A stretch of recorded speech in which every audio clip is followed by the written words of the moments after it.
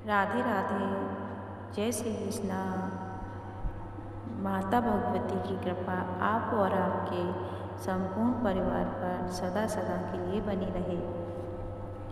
राजा परीक्षित ने विराट की पौत्री और उत्तर की पुत्री से विवाह किया। उसका नाम ईरावती था। परीक्षित और ईरावती से जन्मेजय आदि 4 पुत्र उत्पन्न हुए। एक बार दिग्विजय यात्रा पर जाते हुए परीक्षित ने एक पांव वाले पतले बैल यानी धर्म और अस्थि पंजर वाली गाय पृथ्वी को रोते हुए देखा। एक शूद्र यानी कलयुग राजा का वेश धारण किए हुए चाबुक से गाय बैल को पीट रहा था। वह पैरों से भी उन्हें प्रताड़ित कर रहा था। परीक्षित से वह अन्याय नहीं देखा गया। उन्होंने बलपूर्वक राजा वेशधारी कलयुग को रोका और इस तरह अन्याय करने का कारण पूछा। उसके पूछने पर राजा ने गाय और बैल से भी इस बात का कारण पूछा। तब बैल यानी धर्म ने अपना और गाय का परिचय दिया और कहा कि हमारी दुर्दशा का कारण कलयुग का आगमन है।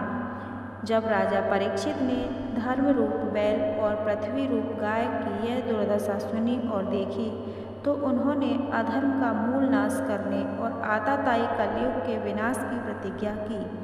राजा की प्रतिज्ञा सुनते ही वह राजा वेशधारी कलयुग शरणागत होकर राजा परीक्षित के चरणों में गिर पड़ा और शरण की भीख मांगने लगा। राजा परीक्षित शरणागत बालक थे, अतः उन्होंने उसे अभय दान दे दिया। इसके बाद उसने राजा परीक्षित को अपना वास्तविक परिचय दिया, किंतु राजा वचनबद्ध हो चुके थे, अतः उन्होंने कलयुग को अपने राज्य से चले जाने की आज्ञा दी। कलयुग भयभीत तो था किंतु चतुर था। उसने कहा कि जहाँ भी मैं रहूँगा सदा सशस्त्र आपको ही अपने नेत्रों के सामने रखूँगा, अर्थात डर कर कुछ अनुचित नहीं करूँगा। आप मुझे देश निकाला ना दें। राजा परीक्षित ने उसके 4 स्थानों मद, दूध, व्यभिचार और हत्या में रहने का निर्देश दिया। कलयुग ने एक अन्य स्थान की प्रार्थना की। उसका ध्यान करते हुए राजा परीक्षित ने उसे स्वर्ण में रहने की अनुमति भी दे दी।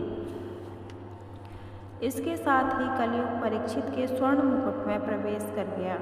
वह कितनी विचित्र बात है कि जिस कलयुग को राजा अपने राज्य से ही निकाल रहा था, वह उसके मुकुट में प्रवेश करके उसके सिर पर ही सवार हो गया। कुछ समय बाद राजा परीक्षित शिकार खेलने गए। वह मृगों का पीछा करते करते काफी थक गए थे। भूख प्यास से व्याकुल राजा एक तालाब के किनारे पहुँचे। वहाँ एक ऋषि का सुंदर आश्रम देखा। आश्रम के स्वामी ऋषि समाधि में लीन थे। उन्हें राजा के आने का पता नहीं चला, अतः वे राजा का स्वागत अभिनंदन नहीं कर पाए। कलयुग क्योंकि राजा के मुकुट में था, अतः उसे अपना प्रभाव जमाना शुरू कर दिया। राजा ने ऋषि की समाधि को न जानकर उन्हें इसे अपनी अपमानता और ऋषि का दम्भ समझा। मन को मारकर राजा ने जलपान करके वृक्ष की छाया में विश्राम किया। ऋषि लंबी समाधि में थे, अतः उन्हें कुछ भी पता नहीं चला। राजा ने काफी देर प्रतीक्षा की और इस प्रतीक्षा ने आग में घी का काम किया। राजा ने सोचा कि ऋषि जानबूझकर उसकी उपेक्षा कर रहा है, अतः उसे पाठ पढ़ाया जाए। राजा ने पास में ही एक मरे हुए सांप को दिखाई दिया। राजा ने यह सोचकर कि ऋषि की वास्तविकता का पता चल जाएगा, उसने वह मरा हुआ सर्प उसके गले में डाल दिया। ऋषि की समाधि तो नहीं टूटी। राजा के दुस्साहस का ऋषि के पुत्र शंगी को पता चल गया। उसने वह मरा हुआ सर्प उनके गले में डाल दिया। ऋषि पुत्र अपने निरपराध पिता के प्रति किए गए राजा के इस उद्दंड व्यवहार को सहन नहीं कर सका। तब उस युवा तपस्वी ने कौशिक नदी में आगमन करके हाथ में जल लेकर राजा को श्राप दिया कि जिस राजा ने मेरे पूज्य पिता के गले में मरा हुआ सांप डालकर उनका अपमान किया, आज से ठीक 7वें दिन सर्पराज तक्षक उस राजा को मृत्यु मुख में डाल देंगे। वह युवा तपस्वी आश्रम में लौटा और पिता के गले में पड़ा हुआ मरा सर्प देखकर रोने लगा। उसका कृदंत इतना तीव्र था कि उससे ऋषि की समाधि भंग हो गई। इसके बाद उन्होंने मरा हुआ सांप गले से निकालकर नीचे फेंका और बालक से रोने का कारण पूछा। ऋषि ने सारी बात जानकर कि राजा के छोटे से अपराध के लिए उनके बालक ने इतना कठोर दंड दिया, अत्यंत दुख का अनुभव किया। वे चिंतित हो उठे। उन्होंने अपने पुत्र को बुरा भला कहा, क्योंकि उनके विचार से राजा परीक्षित धार्मिक, व्रती और न्यायप्रिय राजा थे। ऐसे दंड अधिकारी शासक के अभाव में पृथ्वी पर अराजकता फैल जाती। उन्होंने कहा कि राजा के दंड धारक करने पर ही तप, यज्ञ, समाधि आदि अनुष्ठानों का आयोजन निर्विघ्न रूप से होता रहता है। राजा को श्राप देकर ऋषि पुत्र ने धर्म की हत्या की।